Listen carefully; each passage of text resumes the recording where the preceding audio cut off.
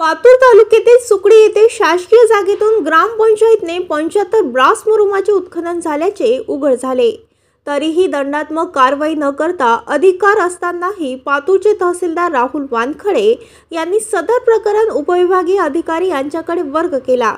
त्यामुळे कारवाई करण्यास दिरंगाई होत असल्याचा आरोप ईश्वर भिसे यांनी 20 फेब्रुवारी रोजी जिल्हाधिकारी व जिल्हा पोलीस अधीक्षक यांच्याकडे दिलेल्या तक्रारीतून केला आहे। शासकीय जागेतून ग्रामपंचायतने मुरुमाचे उत्खनन केल्याच्या तक्रारीवरून तहसीलदारांनी मंडळ अधिकारी यांच्याकडून अहवाल बोलवून सचिव सरपंच यांचे स्पष्टीकरण घेतले। नंतर कनिष्ठ अभियंता यांच्याकडून मुरुम उत्खनन झालेल्या ठिकाणाचे मोजमाप अहवाल बोलवले। मात्र दंडात्मक कारवाईची सर्व प्रक्रिया राबवण्यात आली। मात्र तहसीलदार यांनी दंडात्मक कारवाईचे अधिकार न वापरता प्रकरण उपविभागीय अधिकारी यांच्याकडे वर्ग केल्याने दंडात्मक कारवाई लांबणीवर गेल्याचे समजते। सरपंच आणि इतर सदस्य यांनी मिळून 1 लाख गट क्रमांक 59 आणि 74 येथील अवैध विना परवानगी काही मुरुम शासकीय व्यायामशाळेत वापरला व काही मुरुम विकला, अशा प्रकारची माननीय तहसीलदार साहेब यांच्याकडे तक्रार दिली। मंडळ अधिकारी साहेब यांनी मोका पाहणी केली असता त्यामध्ये मुरुम उत्खनन झाल्याचे स्पष्ट झाले। कनिष्ठ अभियंताद्वारे मोजमाप करण्यात आले।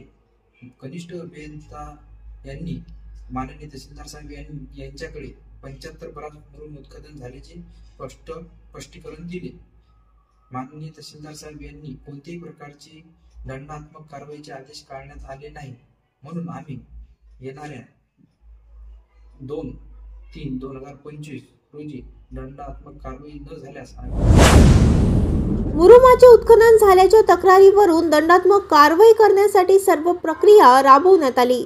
मात्र दंडात्मक कारवाई करण्याऐवजी सदर प्रकरण उपविभागीय अधिकाऱ्याकडे वर्ग केल्याने दंडात्मक कारवाई टाळण्याचा प्रयत्न होत असल्याचा आरोप तक्रारदाराकडून केला जात आहे। तहसीलदारांच्या कार्यक्षमतेवर प्रश्नचिन्ह। दंडात्मक कारवाईसाठी तहसीलदारांनी सर्व प्रक्रिया राबवली, मात्र ग्रामपंचायतचा तहसीलदारावर विश्वास नाही।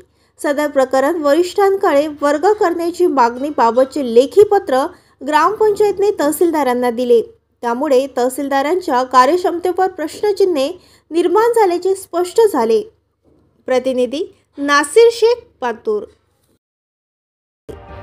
ताज्या बातम्या आणि घडामोडी बघण्यासाठी महाराष्ट्र मेल या चॅनलला लाईक आणि सबस्क्राईब नक्कीच करा।